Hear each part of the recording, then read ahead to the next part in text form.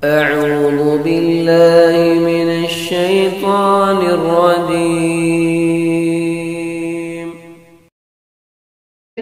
اسلام کے اندر قرآن سننا، قرآن پڑھنا یہ ثابت ہے اور یہ ثواب کا کام ہے. لیکن ایک منحرف ہیں جو یہ کہتے ہیں کہ یہ کہتے ہیں کہ قوالی سننا یہ قرآن سے ثابت ہے. قوالی سننا قرآن سے ثابت ہے. قوالی تابعین کے دور میں تھی، تابعین کے دور میں تھی، اور پھر اس کو لے جا کر کے ابو بکر رضی اللہ عنہ، عمر فاروق رضی اللہ عنہ، عثمان غنی رضی اللہ عنہ اور علی رضی اللہ عنہ سے لے جا کر کے جوڑ دیتے ہیں اس کو. اور اس کے لیے دلیل کہاں سے دے رہے ہیں؟ قرآن کی آیت الذین یستمعون القول فیتبعون احسنہ، جو قول کو سنتے ہیں اور اس کی بہتر طریقے سے پیروی کرتے ہیں. یہ آیت 23ویں پارے کے آخر میں ہے. تو اس کے اندر کہتے ہیں کہ دیکھو قول سے نکلا قوالی. پھر اس کے بعد تمام مفسرین جو بات بیان کی اس کو بیان کر رہے ہیں کہ تمام مفسرین نے اس کا معنی یہ بیان کیا ہے، وہ اول درجے کی تفسیر ہے، فرسٹ، اس کو ہم ماننا چاہیے. لیکن ایک اور تفسیر جو میں بیان کر رہا ہوں، میں نہیں بلکہ وہ منحرف شخص جو بگڑا ہوا منہج ہے ان کا، وہ کیا کہتے ہیں، ایک اس کی تفسیر میں بھی بیان کرتا ہوں. وہ کیا؟ قول سے قوالی نکلا اور یہ قرآن سے خود ذکر ہے.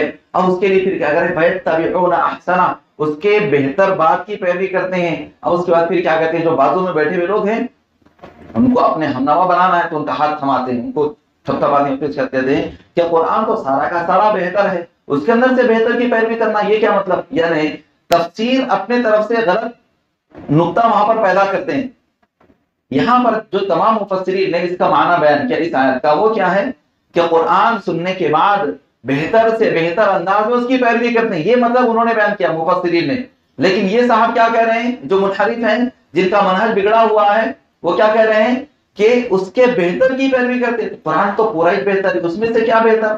تو اس سے معلوم یہ ہوا کہ اس سے قوالی مراد ہے. قوالی سنتے ہیں، اس میں سے جو بہتر ہے اس کی پیروی کرتے ہیں. لا حول ولا قوت الا باللہ. ادا ہے قال یقول قول، اس قول سے قوالی نکلی ہے. قوال قول سے نکلا ہے. اور یہ قوال کا لفظ اور یہ پاکستان اور ہندوستان کا پیدا کردہ نہیں ہے.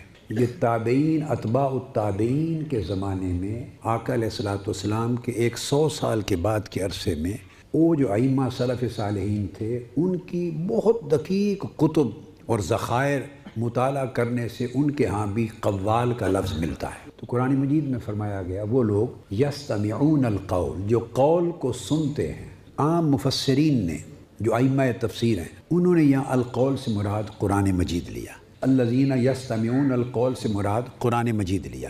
تو وہ تفسیر حق ہے. اس کو ہم پہلے نمبر کے پہلے درجے کی تفسیر کا رتبہ دیں گے. جو میں تفسیر میں کر رہا ہوں اس کو گریڈ بی میں رکھ لیں گے. جو ائمہ تفسیر نے کی بڑوں نے وہ گریڈ اے میں ہے، تو گریڈ بی بھی سٹل بندے کو پاس کرتا ہے. اب الذین یستمعون القول، اب میں وجہ بھی سمجھاتا ہوں کہ کیوں میں نے اس کو سما کی اصل بنایا. کیونکہ آگے کلمہ آیا ہے وہ لوگ جو قول کو سنتے ہیں فَيَتَّبِعُونَ أَحْسَنَهُ، احسنہ مضاف مضاف الیہ ہے کہ اس میں سے جو بہتر ہے اس کی پیروی کرتے ہیں. اگر میں اس سے مراد صرف قرآن لوں تو قرآن میں تو سارا ہی اچھا ہے، یہ کہ اس میں سے جو اچھا ہے وہ بات سمجھ میں نہیں آتی.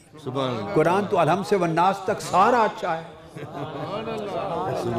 احسنہ اس میں اضافت ہے، مضاف مضاف الیہ ہے کہ اس کا جو اچھا حصہ ہے اس میں سے جو اچھا ہے اس کی پیروی کرتے ہیں.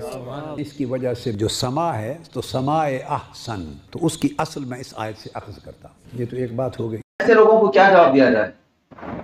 ان کا جواب یہی ہے کہ جو بھی عمل جو ثابت ہے، خیر کا کام ہے، ثواب کا کام ہے، وہ ہر مسلمان دنیا بھر کے کسی بھی علاقے میں کہیں پر بھی کرتا ہے. مسجد میں بھی کیا جاتا ہے، گھر میں بھی کیا جاتا ہے، کہیں پر بھی کیا جاتا ہے. جو ثابت عمل ہے وہ کہیں سے بھی کیا جا سکتا ہے، کہیں پر بھی کیا جا سکتا. جیسے مثال کے طور پر اگر کسی شخص کو پیاس لگ جائے پانی کی تو اب وہ ممبر پہ رہ کر کے بھی پانی پی سکتا ہے، تراویح ہونے کے بعد بھی پانی پی سکتا ہے، اور مسجد کے باہر بھی، گھر میں بھی، جہاں پر بھی رہے وہ برابر پیتا ہے، استعمال کرتا ہے۔ لیکن قوالی اگر دین سے ہے، یہ خیر کا کام ہے، ثواب کا کام ہے، تو دنیا کا ایک حصہ ایسا بتلا دیجئے جہاں پر مسجد سے قوالی بجائی جائے۔ ہے ہمت؟ جب دین کا کام کہہ رہے ہیں، قرآن سے ثابت کر رہے ہیں، صحابہ کے طریقے سے بتلا رہے ہیں، تابعین کے طریقے سے بتلا رہے ہیں، تو مسجد کے اندر سے ایک مرتبہ کو ایک مسجد بتلا دیجئے کہ جہاں پر مسجد کے اندر سے قوالی بجائی گئی ہو۔ نہیں بجاتے ہیں۔ آج بھی جتنی بھی قوالیاں ہوتی ہیں کہاں پر بجائی جاتی ہیں؟ کہاں پر یہ قوالیاں چلائی جاتی ہیں؟ کہاں پر؟